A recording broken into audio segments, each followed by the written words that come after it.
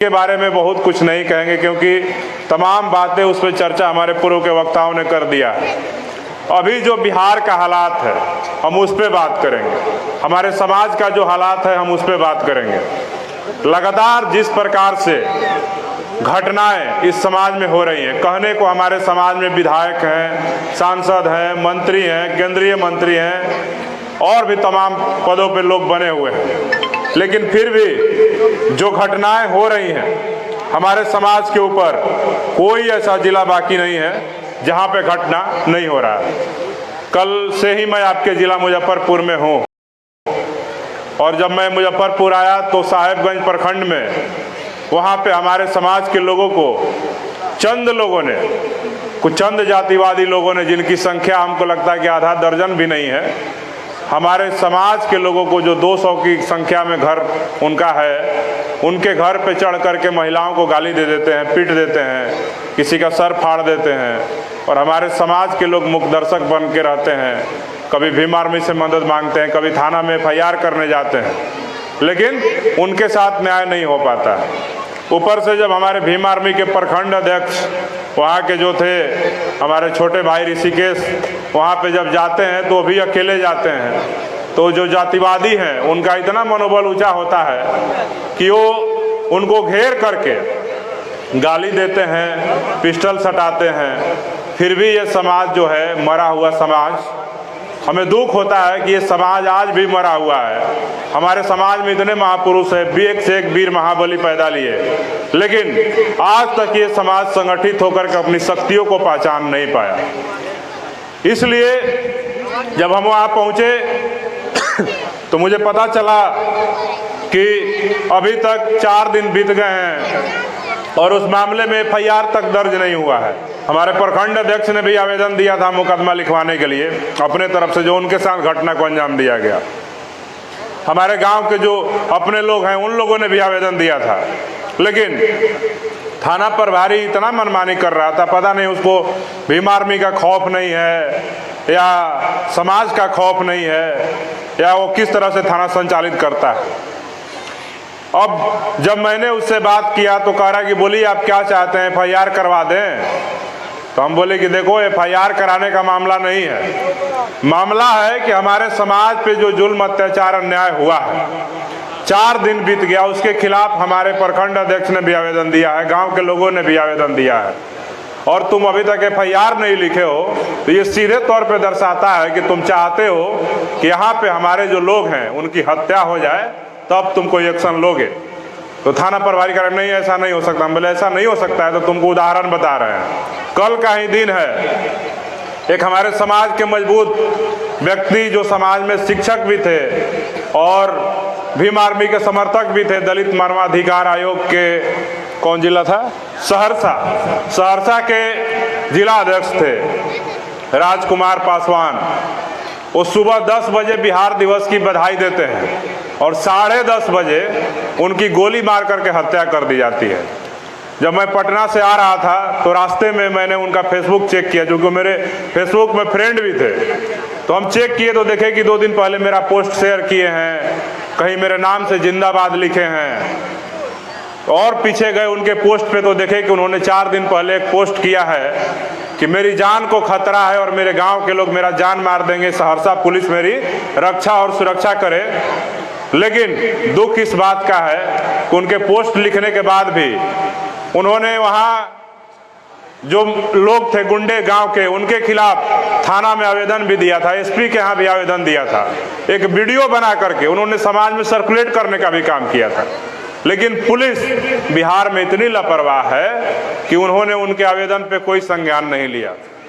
तो वहीं बात मैंने कल थाना अध्यक्ष साहेबगंज को बोला कि आज ही की घटना है कि एक व्यक्ति 4 दिन 5 दिन पहले आवेदन देता है अपनी रक्षा सुरक्षा के लिए, उसको हमला का आशंका होता है, पुलिस रक्षा सुरक्षा नहीं करती है, उसके आवेदन पे कार्रवाई नहीं करती है और उस व्यक्ति की आज सुबह में हत्या हो जाती है।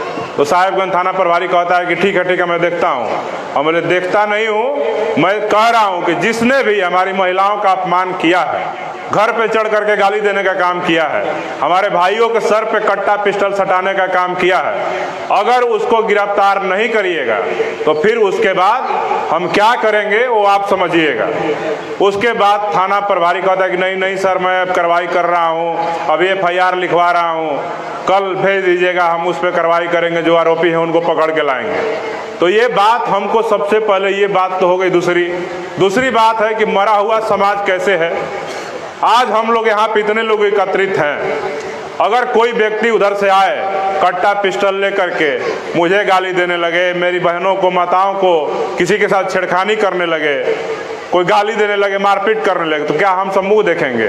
पुलिस का फोन लगाएंगे कि पहले उसका इलाज करेंगे? तो पहले इलाज करने वाला थ्योरी जब तक ये समाज लागू नहीं करेगा तब तक किसी प्रकार हमारे भाई मारे जाएंगे, हमारी माताओं का अपमान होगा, बहनों का बलात्कार होगा और तमाम तरह की घटनाएं रोज होती रहेंगी। मैंने ये उदाहरण के तौर पे बताया क्योंकि समाज मरा हुआ है। उस गांव में कह रहे कि 200 की आबादी में दलित समाज के लोग हैं और उनकी आबादी 500 है। 500 आबादी वाला व्यक्ति ऐसा नहीं है कि उसमें 400 से ज़्यादा आबादी उसके फेवर में खड़ा हो जाए। हमको लगता है कि 400 उसके विरोध में रहेगा, क्योंकि कोई भी गांव में नहीं चाहता है गुंडा को, बदमाश को, शराबी को, बलात्कारी को, लफुआ को कोई सपोर्ट करता है। बताइए आप लोग अपने गांव में किसी लफुआ को सपोर्ट करेंगे? जो कट्टा पिस्टल लेके चलेगा उसको सपोर्ट करेंगे? गलत काम करने वाला को सपोर्ट करेंगे? नहीं करेंगे। तो हम लोग को अपराधी से कैसा डर भाई? जब हमारी घर पे चढ़ के गाली दे रहा है तो उसको उसी समय उसी के भाषा में उसको जवाब देने की आवश्यकता है, तब जाकर के ये समाज की ताकत जातिवादियों को पता चलेगा। इस ताकत को बनाने के लिए भीम आर्मी का जन्म हुआ है। यही काम भीम आर्मी पूरे देश में कर रही है। लेकिन लोगों को लगता है कि जहां हत्या होता है, जहां बलात्कार होता है, वहां भीम आर्मी जाती है। नहीं, ऐसा नहीं है। वो हमारी मजबूरी नहीं है कि हम हत्या बलात्कार होने के बाद जाएं। हम चाहते हैं कि हमारा समाज संगठित हो जाए, हम सब लोग मिल करके एकत्रित होकर के ये जो जातिवादी गुंडे हैं इनको जवाब देने का काम करें। और जब हम लोग पलटवार करके जवाब देने का काम करने लगेंगे, मैं आपको दावे के साथ कहता हूँ, ना सहरसा में राजकुमार पासवान मारा जाएगा, न औरंगाबाद में कोमल की हत्या होगी, न रंजीत पासवान की हत्या होगी, न मुजफ्फरपुर में पारू में रूपा की हत्या होगी, ना इस प्रकार की आप ही के गांव के हमारे छोटे भाई, मैं पिछली बार जब आया था, नीतीश कुमार नाम का जो लड़का मेला घूम करके आ रहा था उसको मार दिया गया, उसकी हत्या कर दी गई। तो ऐसे लोगों का जान नहीं जाएगा जब हम संगठित होंगे। ये बात आज आपको समझने की आवश्यकता है। लगातार घटनाएं हो रही है, कोई जिला छूता नहीं है। मैं रोहतास में था 4 दिन पहले, रचना पासवान, ममता जी बता रही थी उस लड़की की इतनी बिहार में इलेक्शन होने जा रहा है। बहुजन समाज को खुद सतर्क हो जाना चाहिए कि तुम्हारी बात कौन कर रहा है, संसद में तुम्हारी बातों को कौन उठा रहा है। यह देखकर उसे वोट करना चाहिए, न कि जाति धर्म देखकर वोट करें। हाँ, कुछ लोग तुम्हारी जाति के भी होंगे जो तुम्हारे होकर भी तुम्हारे नहीं हैं। बिहार में ही देख लो, तुम्हारे कितने सांसद और विधायक हैं तुम्हारी जाति के, तुम्हारे धर्म के, लेकिन वह तुम्हारे लिए कुछ भी नहीं कर रहे हैं। कुछ भी मतलब शून्य। उनके होने न होने से कोई फर्क नहीं है। और ऐसे में अगर आप फिर उन्हें या उनके जैसे सांसद विधायक भेजेंगे तो गलती उसमें आपकी है, उसमें कोई कुछ नहीं कर पाएगा। ऐसे सांसद विधायक बनाकर आप भेजिए जो आपकी बात करें मुखर होकर और सरकार की आंखों में आंखें डालकर बात करें। और अगर मुमकिन हो, मुमकिन तो है ही कि बहुजन समाज अपनी सरकार स्वयं बनाए। मेरे कहने का मतलब यह है कि अगर सरकार बने तो उस सरकार को चलाने में आपकी भागीदारी होनी चाहिए।